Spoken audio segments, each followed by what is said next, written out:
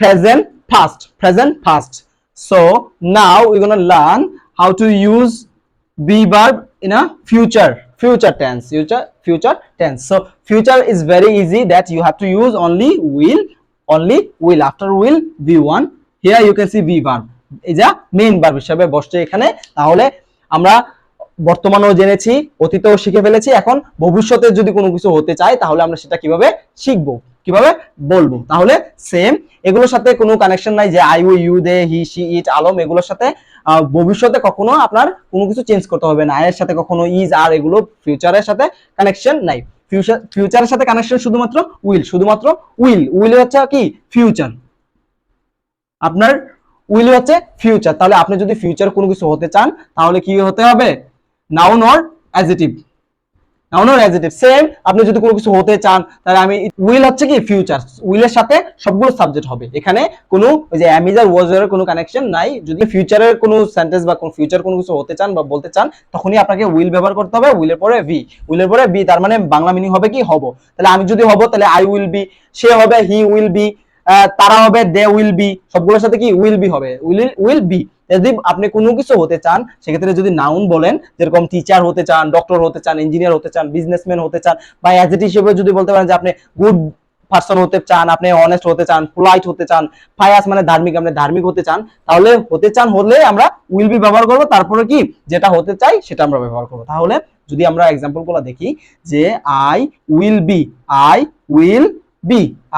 Be a teacher, মানে আমি একজন শিক্ষক হব ফিউচারে। কখন হব, ফিউচারে, ভবিষ্যতে। যদি বলি আমি একজন ভালো ছাত্র হব, I will be a good student. যদি বলি যে তারা ভালো ছাত্র হবে, they will be good students, তখন নাউনের সাথে কি ব্যবহার করবো, আমরা অ্যাজ ব্যবহার করবো, অ্যাজ বা ইয়েস ব্যবহার করব যদি নাউনটা প্লুরাল হয়ে থাকে। তাহলে এটা খুবই ইজি যে I, you, they, he, she, it এই সাবজেক্টগুলোর সাথে যখন ভবিষ্যতের সাথে কোনো কানেকশন বা ভবিষ্যতে কোনো কিছু হতে যাব সেক্ষেত্রে যদি বলি তাহলে কি ব্যবহার করবো, উইল বি, তারপর হচ্ছে নাউন অর অ্যাডজেক্টিভ। তাহলে যদি বলি যে আমি একজন ধার্মিক হব, তাহলে আই উইল বি ফায়াস। আর যদি বলি যে আমি ভদ্র হব, আই উইল বি পোলাইট। যদি বলি আলম ভদ্র হবে, আলম উইল বি পোলাইট। যদি বলি যে আলম ভালো ছাত্র হবে, Alam will be a good student. যদি বলি যে আলম একজন গুড লিসেনার হবে, Alam will be a good listener. যদি বলি যে আমার বন্ধু একজন ডক্টর হবে, মাই ফ্রেন্ডের সাথে কি will be, my friend will be a doctor.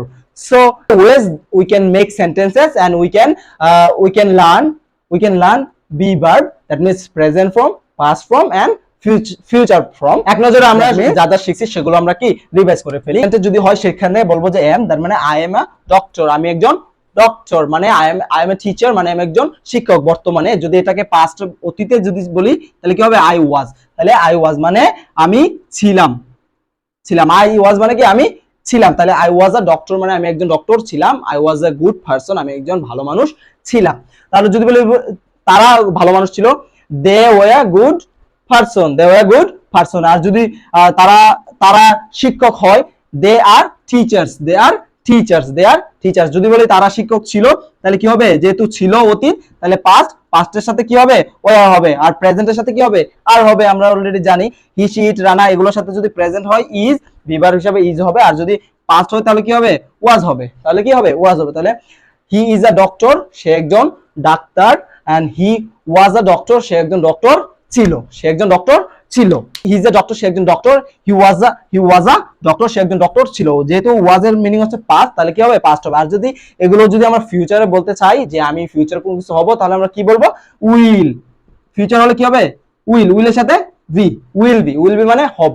মানে কি হব। যদি আমরা কোনো কিছু হতে চাই ফিউচারে যদি বলি যে হব, তাহলে I will be a doctor, আমি একজন ডক্টর হব। যদি আপনি একজন ভালো মানুষ হন, I will be a good person. আপনি যদি বলেন যে আমি হবে, তাহলে কি হবে, দে উইল বি ডক্টরস। যেহেতু তারা it's a plural form, so we have to use as or es with noun।